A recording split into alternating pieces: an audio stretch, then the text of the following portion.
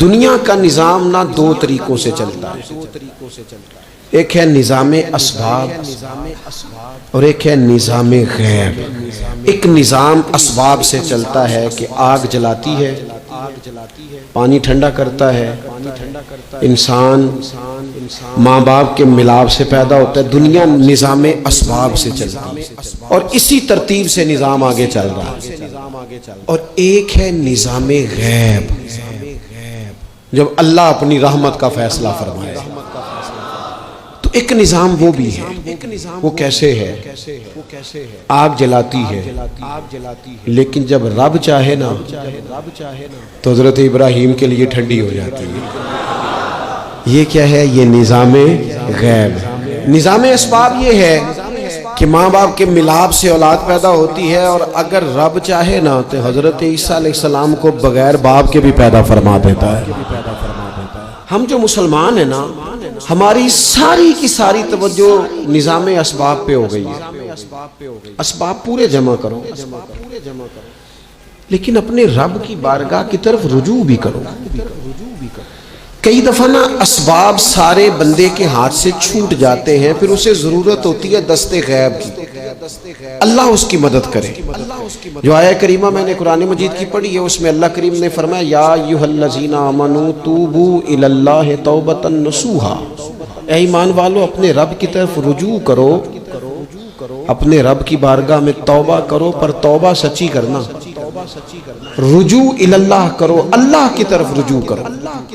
بعض اوقات سارے نظام ختم ہو جاتے ہیں، نظام اسباب، اس وقت ضرورت ہوتی ہے رجوع الی اللہ کی کہ نظام غیب آئے۔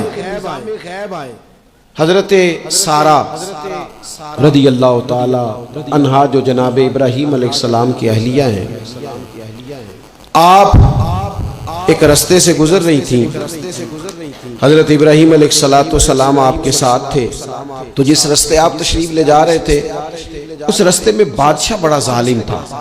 وہ معاذ اللہ تعالیٰ ثم معاذ اللہ عورتوں کو گرفتار کر لیتا اور اپنی بدباطنی کا ثبوت دیتا۔ وہاں سے جناب سارہ گزری، مسند امام احمد بن حنبل سے یہ حوالہ عرض کر رہا ہوں۔ حضرت سارہ کو اس نے گرفتار کر لیا۔ جب وہ جناب سارہ کی طرف بڑھنے لگا تو اب وہ جتنے اسباب تھے نا اس وقت کے، وہ سارے اختیار کیے گئے، لیکن اس بادشاہ سے جان نہیں چھوٹی۔ جب وہ بڑھنے لگا تو جناب سارہ نے پھر رب کریم کی طرف رجوع کیا، مصلی پہ بیٹھ گئی، کہنے لگی مالک اب تو ہی کرم فرمانے والا ہے۔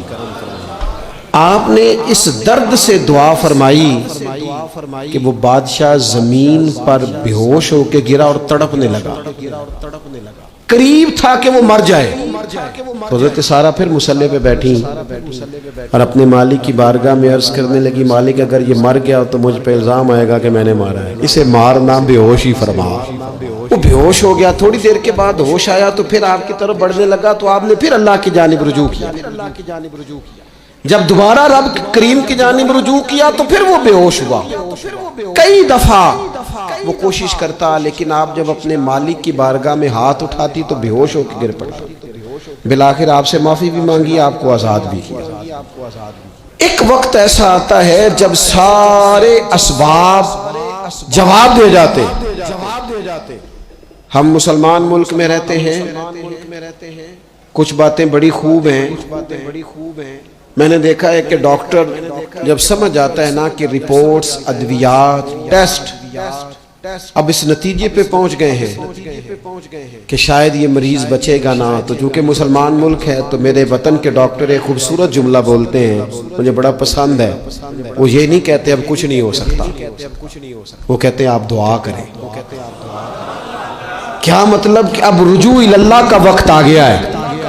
ہمارے پاس جو شعور تھا، علم تھا، وہ ہم نے خرچ کر دیا۔ اب ٹائم ہے کہ رجوع اللہ کریں، آپ اللہ کی بارگاہ۔ یہ بڑا خوبصورت جملہ ہے، اچھی باتوں کا بھی تو ذکر کرنا چاہیے نا۔ یہ خوبصورت جملہ ہے کہ آپ دعا کریں۔ ایک وقت آتا ہے جب دعا کی ضرورت ہوتی ہے، دست غیب کی ضرورت ہوتی ہے۔ نبی پاک علیہ السلام 313 کو لے کے جب میدان میں آئے تھے تو ظاہری اسباب تو یہ تھے کہ 1000 سے مقابلہ کیسے ہوگا۔ تو پھر میرے کریم نے پتہ کیا کیا؟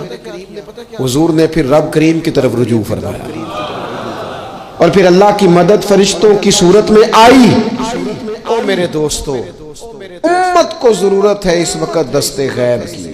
پاکستان کبھی نہ بنتا اگر اللہ تعالیٰ کی غیبی طاقتیں مدد نہ فرماتی۔